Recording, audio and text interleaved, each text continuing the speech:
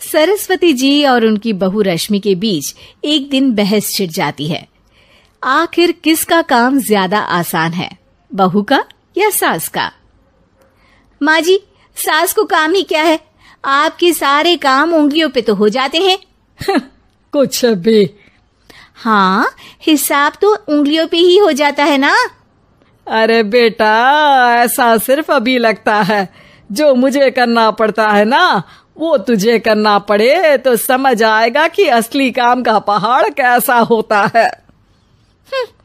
ठेले बराबर वजन भी नहीं है आपके काम में, और बात पहाड़ों के वजन की कर रही हैं आप। तू ऐसा करती ही क्या है घर में बेटा, ये तो बता मुझे। मैं थोड़ी ना कुछ करती हूँ, सब जादू से हो रहा है इस घर में। अरे एक दिन मेरा काम करोगी तो समझ आएगा। Okay okay, shut up. कल से मैं घर के काम करूंगी और तू मेरी जगह हर चीज का हिसाब रखना, ठीक है?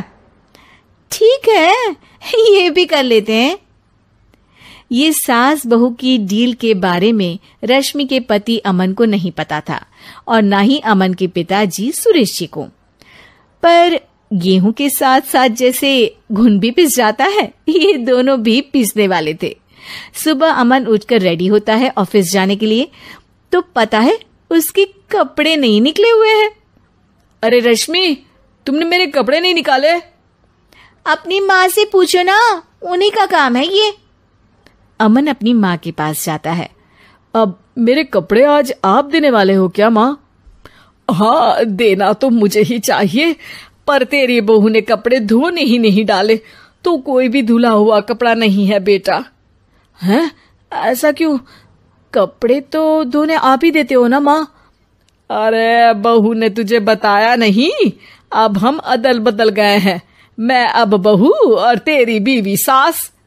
अमन परेशान हो गया। वो बिना इस्त्री के कपड़े पहनकर ऑफिस चला गया। सरस्वती जी अपने घुटने के दर्द के कारण झुककर घर साफ नहीं कर पा रही थी और ना ही खाना बनाना याद रख पाई। उधर रश्मि पहले ही दिन घर की चाबी घुमा चुकी थी और 300 रुपए का हिसाब अलग नहीं मिल रहा था। पर दोनों का ही घमंड कैलाश पर्वत से भी बड़ा था और दोनों ही खेमे एक दूसरे की बात मानने को बिल्कुल तैयार नहीं थे। शाम को जब सुरेश जी और अमन खाना खाने बैठते हैं तो सरस्वती जी उनके सामने गाजर और पपीते लाकर रख देती हैं। अरे माँ, ये क्या है? ख्याली पुलाव के साथ सलाद। माँ जी खाना बनाना भूल गई लगता है। अरे एक एक चमन्नी का हिसाब है मेरे पास, खाना बनाना कैसे भूल जाऊंगी? ये तो मैंने पढ़ा था कि फल फ्रूट खाने से सेहत अच्छी रहती है, इसीलिए ये ले, एक फल खा ले। रात को सुरेश जी और अमन अपनी मीटिंग बिठाते हैं अकेले में। बाबूजी, इनकी लड़ाई के कारण ना हमें ठीक से खाना मिल रहा है, उल्टा घर के सारे काम रुक गए हैं। हाँ बेटा, 2 भैंसों की लड़ाई में बेचारे खेत के पौधों का भी नुकसान हो रहा है। पर पापा, क्या बताऊं आपको, मैंने माँ को इस महीने की 2 तारीख को बिजली के बिल के पैसे दिए थे। आज बिल भरने के लिए मांगने गया तो पता चला कि रश्मि उन पैसों से गैस सिलेंडर ले आई। अच्छा, तो सिलेंडर के पैसों का क्या हुआ? अब सिलेंडर के तो कोई पैसे नहीं थे बाबूजी, हमारे घर पर गैस की पाइपलाइन लगी है ना।